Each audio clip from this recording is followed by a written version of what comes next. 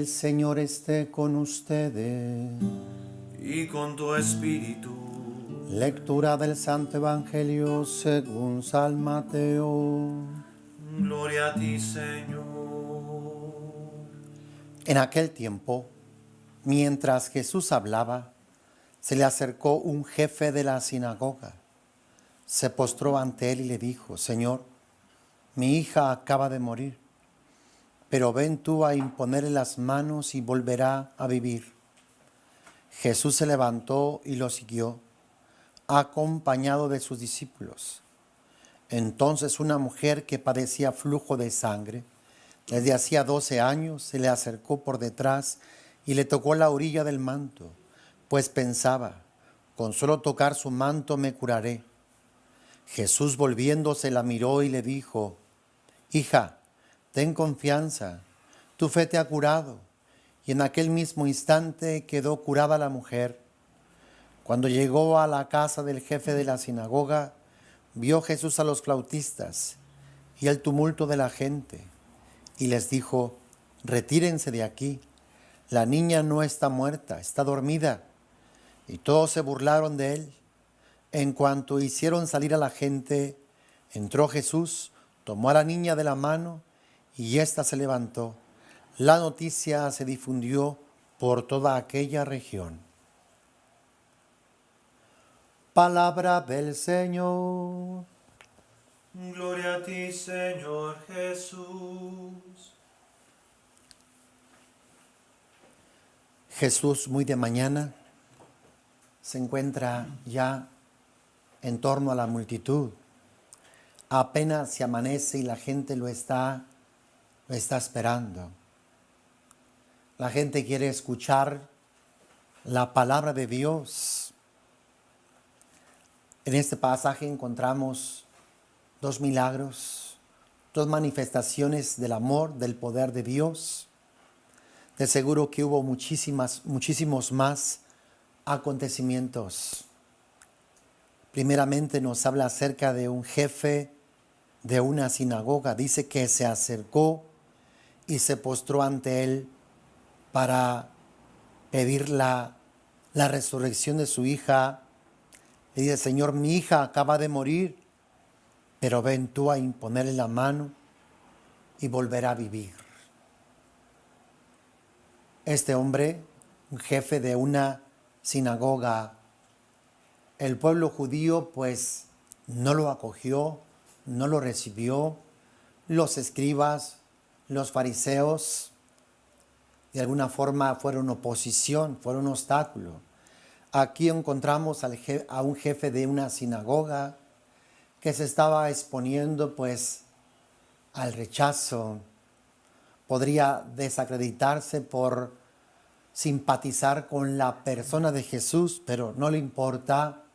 Viene a los pies de Jesús a suplicarle por su hija que acaba de morir. Su hija está muerta, está desesperado, está angustiado y tiene la fe de que Jesús puede imponerle la mano y volverle a la vida. De seguro que ya este personaje había escuchado hablar de lo que Jesús era capaz de hacer y le pide que le imponga la mano. Y vemos a Jesús que se dirige hacia aquel lugar.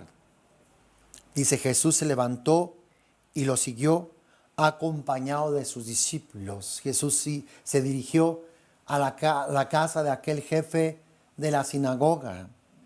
Pero mientras se dirigía a aquel lugar, va a acontecer otro milagro. Ya una mujer había también salido de casa muy de mañana. Esta era una mujer, dice, que padecía flujo de sangre desde hacía 12 años. Esta mujer también salió con fe. Esta mujer tenía ya 12 años, imagínate, 12 años con un flujo de sangre.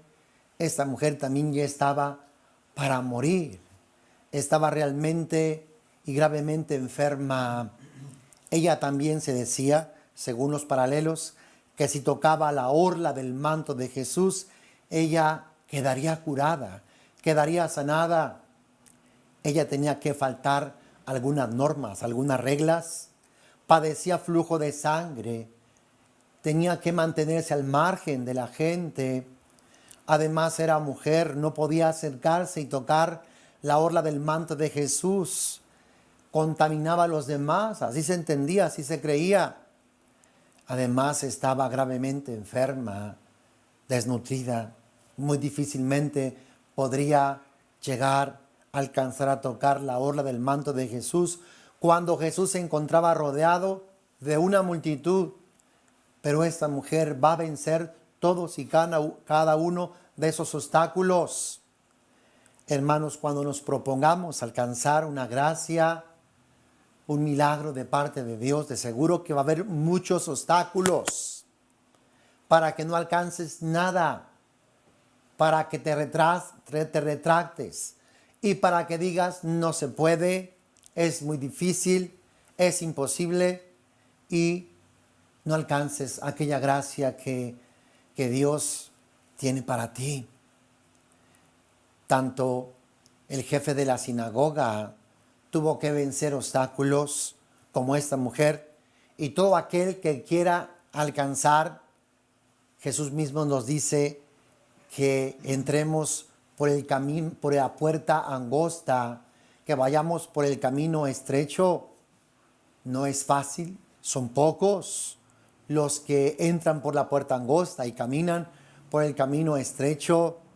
La mayor parte de la gente va por la puerta ancha, por el camino, ¿verdad?, grande. El poder vivir la vida de gracia no es fácil. Encontramos muchos obstáculos. Además, el demonio tratará de que nos escandalicemos. El demonio tratará de que no sigamos adelante. Esta mujer y también este hombre hicieron todo lo posible y lo imposible por poder alcanzar la gracia y el milagro. La mujer no le importó tener flujo de sangre. La mujer no le importaron las reglas. Ella se decía en su interior, si yo toco la orla del manto de Jesús, yo quedaré curada, yo quedaré sanada. Y dice el texto que se le acercó por atrás y le tocó la orla del manto, pues pensaba, con solo tocar su manto me curaré. Aquella mujer alcanzó a tocar la orilla del manto de Jesús y quedó curada, porque le tocó con fe, porque venció todos los obstáculos que tenía y logra tocarle. Y aquel flujo de sangre que tenía ya 12 años, que con ningún doctor alcanzó a curarse, con ningún remedio, no dudo que haya ido con los curanderos, los hechiceros de su tiempo. Posiblemente esta enfermedad ocasionada por algún pecado, por allí no falta algún teólogo que diga algún pecado sexual. Posiblemente, no lo podemos asegurar, pero posiblemente nuestras enfermedades, algunas de ellas sean ocasionadas por algunos pecados, como aquel paralítico traído por aquellos amigos. Dice Jesús, dice el texto que Jesús viéndolo, le dijo, hijo, tus pecados te son perdonados. Aquella mujer tocó a Jesús y lo tocó con fe. Y en ese momento que lo toca, aquel flujo de sangre para. También nosotros, hermanos, necesitamos tocar a Jesús, tocar el corazón de Jesús y más. Si hay pecados en nuestras vidas, para que ese pecado pueda ser cortado, pueda ser perdonado, para que ese pecado pueda ser levantado, necesitamos de Jesús. Él es el Cordero de Dios que quita el pecado del mundo. Pues aquella mujer quedó curada. Y Jesús volviéndose la miró y le dijo, hija, ten confianza, tu fe te ha curado. Jesús, viendo la fe de los que llevaban al paralítico, le perdonó los pecados, lo curó de la parálisis, y esta mujer también por la fe fue curada de ese flujo de sangre. Necesitamos necesitamos hacer crecer nuestra fe, necesitamos madurar nuestra fe para que podamos ser curados, para que podamos ser salvados, para que podamos ser bendecidos, para que podamos alcanzar la gracia que más necesitamos de Dios. Y en aquel mismo instante quedó curada la mujer. No lo narra este evangelio, pero los demás evangelios, ¿verdad?, hablan de que la niña estaba como agonizando y llegan los servidores del jefe de la sinagoga y le dicen: ya no molestes más al maestro, tu hija ha muerto.